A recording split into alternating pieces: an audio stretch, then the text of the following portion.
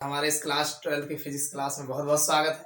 उम्मीद करते हैं आप लोग बहुत अच्छे होंगे और अपने बोर्ड एग्जाम्स की तैयारी कर रहे होंगे। चलिए बच्चों, आज की इस कड़ी में जो है हमारा जो पहला चैप्टर चल रहा है वैद्युत आवेश तथा क्षेत्र। तो वैद्युत आवेश तथा क्षेत्र में एक ऐसे टॉपिक को लेके आए हैं जो आपके बोर्ड एग्जाम में अक्सर जो है बार बार पूछे जाते हैं। आज का हमारा जो टॉपिक है गास की प्रमेय है। ये मोस्ट इंपॉर्टेंट टॉपिक है। आपके बोर्ड एग्जाम में अक्सर जो है या तो गास की प्रमेय पूछा जाता है, इसके सूत्र के निगमन कीजिए ये भी पूछा जाता है, और साथ में इसके अनुप्रयोग भी पूछे जाते हैं। तो इस वीडियो में हम जो है गास की प्रमेय क्या है इसको अच्छे से देखेंगे और इसके सूत्र की व्युत्पत्ति भी करेंगे। तो आप लोग वीडियो के अंत तक बने रहिएगा, देखना अभी आपका अच्छे से तैयार हो जाएगा।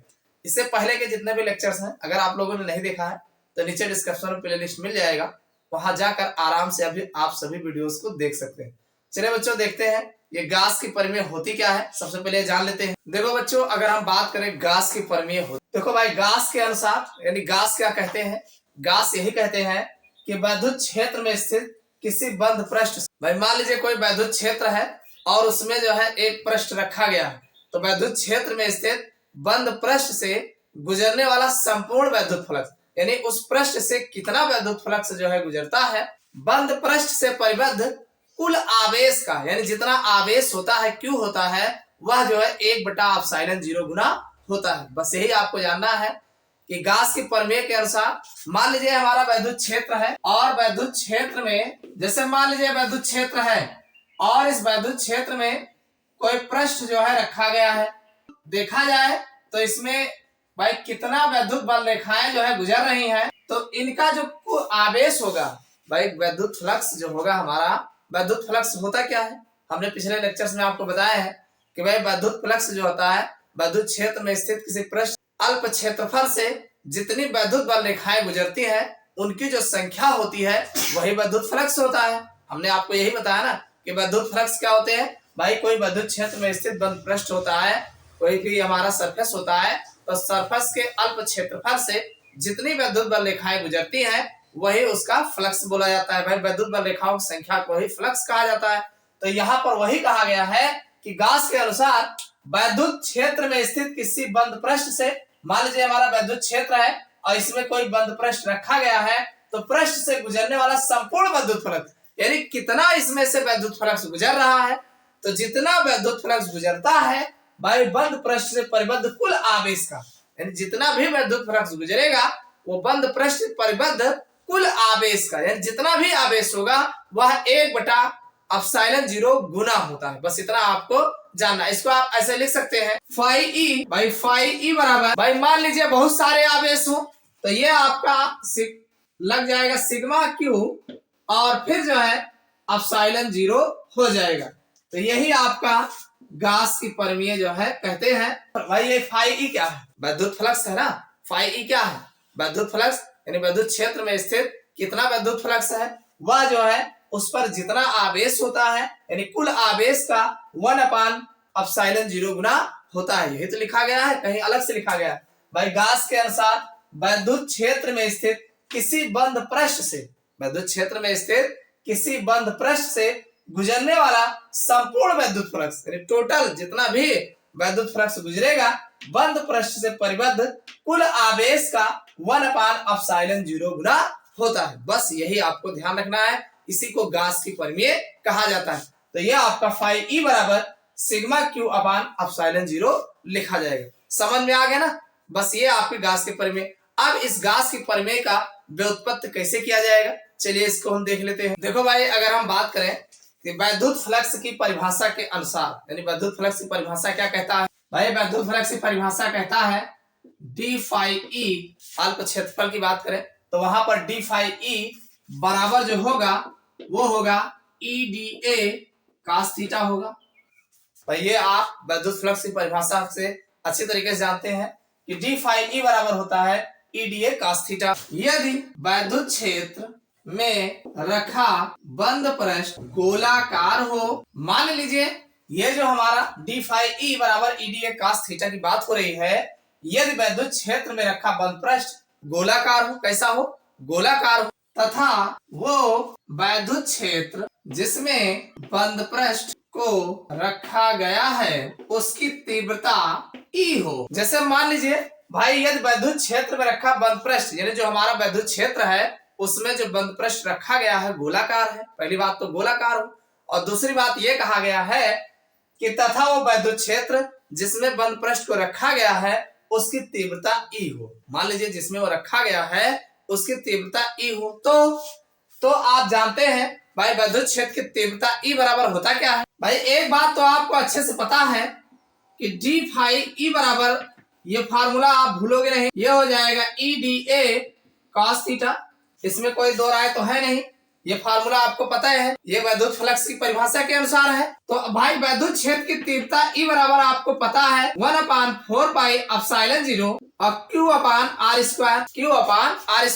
यदि वैद्युत क्षेत्र में रखा बंद पृष्ठ गोलाकार हो, यानी हमने जो बंद पृष्ठ को रखा है वो कैसा हो, हमारा गोलाकार हो, और गोलाकार हो तथा वैद्युत क्षेत्र जिसमें बंद पृष्ठ को रखा गया है उसकी तीव्रता अगर ई है, तो आप जानते हैं जो वैद्युत क्षेत्र की तीव्रता का फार्मूला होता है वो E बराबर 1/4 पाई एप्सिलॉन 0 Q/r² होता है। आपको बहुत अच्छे से पता है। अब एक काम करते हैं, यहाँ जो E है इस E के स्थान पर ये वैल्यू उठा के रखेंगे, तब हमारा ये फार्मूला जो है d फाई E बराबर हो जाएगा। भाई इसको आप रखेंगे 1/4 पाई एप्सिलॉन 0 और ये Q तो रहेगा ही रहेगा, इसको हम dA cos theta upon r², इसको ऐसे कर लेते हैं।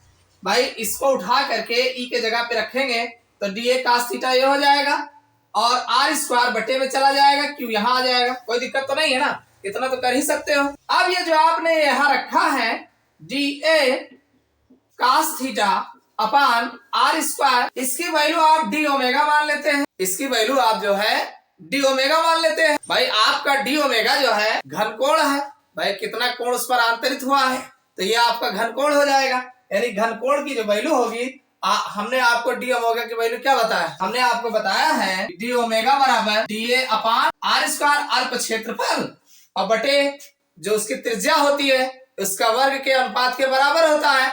तो क्या लिखा है, dA क्या है, अल्प क्षेत्रफल है, मान लीजिए cos थीटा किसी कोण पर हो और बटे r², तो इतने की वैल्यू डी ओमेगा नहीं हो जाएगा, आराम से डी ओमेगा हो जाएगा। इतने की वैल्यू अगर डी ओमेगा हो गया तो इस डी ओमेगा को यहाँ रख देते हैं, तो ये फार्मूला हमारा डी फाई ई बराबर 1/4 पाई एप्सिलॉन 0 यही है। साथ में यहाँ क्यू भी लिख देते हैं क्योंकि ये क्यू भी पड़ा है, और आगे जो है ये आपका डी ओमेगा हो जाएगा। भाई ये डी, इतने की वैल्यू अगर डी ओमेगा है तो यहाँ हमने रख दिया। अब एक काम करते हैं, इसका इंटीग्रेशन करा देते हैं, इंटीग्रेशन कराएंगे ये हमारा डी फाई ई बराबर हो जाएगा भाई Q/4 पाई एप्सिलॉन 0 और इसका इंटीग्रेशन कराएंगे डी ओमेगा का। भाई इसका जब इंटीग्रेशन कराओगे तो ये अल्प के लिए है, भाई डी लगा है ना, डी अगर लगा हो तो अल्प के लिए है, हम पूरे की बात कर लेंगे।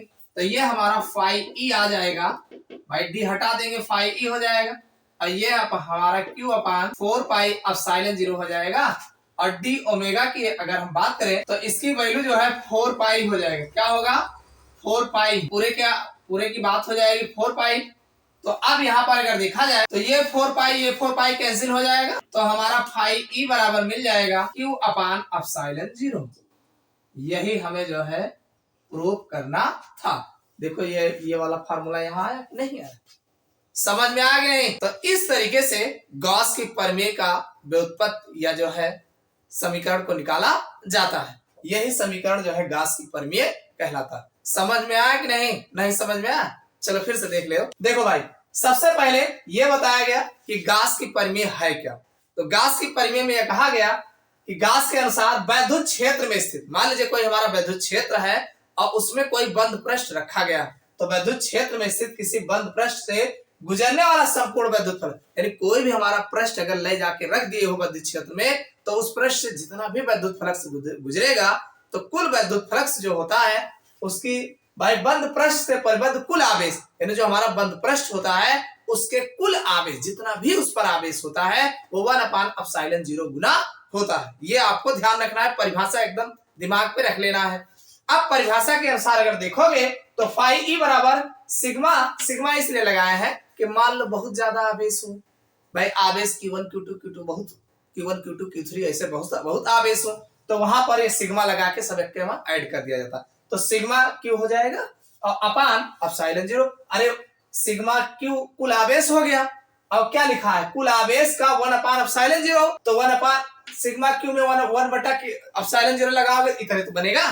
तो ये आपका फार्मूला ये गॉस के प्रमेय के अनुसार आ गया। अब बात आती है इसको निकालोगे कैसे, कैसे आप सिद्ध करोगे कि ये जो है गॉस की प्रमेय कहां से आया। तो देखो इसके लिए सबसे पहले हम विद्युत फ्लक्स की परिभाषा ले लेंगे। विद्युत फ्लक्स की परिभाषा कहता है, क्या कहता है कि डी फाई ई, मान लीजिए कोई हमारा विद्युत क्षेत्र में कोई प्रश्न रखा गया है तो उसका अल्प क्षेत्रफल लिया जाए और अल्प क्षेत्रफल से जितनी विद्युत बल रेखाओं की संख्या यानी विद्युत बल रेखाएं गुजरती है उनकी जो संख्या होती है वो जो है भाई विद्युत क्षेत्र की तीव्रता ई और उसके अल्प क्षेत्रफल दोनों के गुणनफल के, और अगर थीटा कोण से गुजर रही है तो उसके गुणनफल के बराबर होता है। तो ये हमारा डी फाई ई हो जाएगा बराबर E D A cos theta. ये जो है किसकी परिभाषा है, विद्युत फ्लक्स की परिभाषा है। समझ में आएगा नहीं भाई, विद्युत फ्लक्स से तो हम शुरू कर रहे हैं कहानी। तो आगे कहा गया यदि विद्युत क्षेत्र में रखा बल पृष्ठ गोलाकार हो। अब कल्पना कर रहे हैं कि मान लीजिए हम जो विद्युत क्षेत्र में हम पृष्ठ को रखे हैं वो गोलाकार हो, तो जब गोलाकार होगा तो तथा वो विद्युत क्षेत्र जिसमें बंद पृष्ठ रखा गया उसकी तीव्रता ई हो, यानी जिसमें बंद पृष्ठ रखे हैं जिस क्षेत्र की तीव्रता में मान लीजिए उसकी तीव्रता ई हो, तो ठीक तो है। अगर भाई वो गोलाकार है उसकी तीव्रता ई है तो आराम से हम जानते हैं, क्या जानते हो भाई, एक तो डी फाई ई बराबर E D A cos theta होगा, पहली बात। और दूसरी बात एक चीज आप जानते हो, विद्युत क्षेत्र की तीव्रता का जो व्यंजक होता है आपको अच्छे से रटा है कि E बराबर 1/4 पाई एप्सिलॉन 0 Q अपान R स्क्वायर, बहुत बढ़िया से याद है, इतना पता है। तो ये E की वैल्यू इतना है तो E D A cos theta ये विद्युत फ्लक्स की परिभाषा के अनुसार है। इसको उठा के इसी E पे रख देंगे, तो इसको जब E पे रखोगे तो डी फाई E बराबर 1/4 पाई एप्सिलॉन 0 Q हम यहाँ कर देंगे D A cos theta upon R square, ये बन जाएगा। और ये जो हमारा D A cos theta upon R square होता है ये डी ओमेगा के बराबर होता है, घन कोण के बराबर होता है, इसकी वैल्यू घन कोण होती है। तो ठीक है, इसके स्थान पर हम डी ओमेगा ले लेते हैं, घन कोण ले लेते हैं, और जब इस घन कोण को यहाँ रखेंगे तो हमारा समीकरण इस तरीके से देखने को मिलेगा। अब ये बात हो रही है अल्प क्षेत्रफल यानी अल्प के लिए हो। अब हमें पूरा पृष्ठ का देखना है विद्युत फ्लक्स कितना है, तो इसके लिए इसका तो हम करेंगे नहीं, ये जो हमारा थोड़ा डी ओमेगा लिए घन कोण लिए हो इसका हम देख लेंगे, पूरे कोण का देख लेते हैं, पूरे का देख लेते हैं और इसको भी देख लेते हैं। तो इंटीग्रेशन कराएंगे डी फाई ई बराबर और क्यू अपान एप्सिलॉन 0 का नहीं कराएंगे, क्यू अपान 4 पाई एप्सिलॉन 0 का नहीं कराएंगे, इसी का कराएंगे। तो इसका और इसका कराएंगे, तो ये तो भाई अल्प के लिए था, पूरे का बात करेंगे, पूरे का करेंगे हट जाएगा, फाई ई आ जाएगा और ये वैसे वैसे उतारेंगे और इसकी वैल्यू 4 पाई होगा। इसकी वैल्यू कितना हो जाएगा 4 पाई, और 4 पाई से 4 पाई काट देंगे तो फाई ई बराबर क्यू अपान एप्सिलॉन 0। यही तो हमें सिद्ध करना है गॉस की प्रमेय, यही तो निकाल के देना था।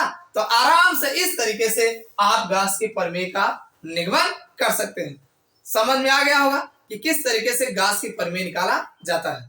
तो उम्मीद करता हूं सारी बातें समझ में आई होगी। ये वीडियो आपको कैसा लगा कमेंट करके जरूर बताइएगा और इसको ज्यादा से ज्यादा शेयर करिएगा। वीडियो को लाइक नहीं किया हो लाइक कर दीजिएगा। फिर मिलते हैं अगले क्लास में इसके अगले टॉपिक को लेकर के, इसका जितना भी अनुप्रयोग बनता है जो मोस्ट इंपॉर्टेंट है उनकी हम चर्चा करेंगे। ये टॉपिक आपके बोर्ड एग्जाम में कई बार पूछा गया है और बार बार पूछा जाता है, ये अगर नहीं जानोगे तो आगे का टॉपिक समझ में नहीं आएगा।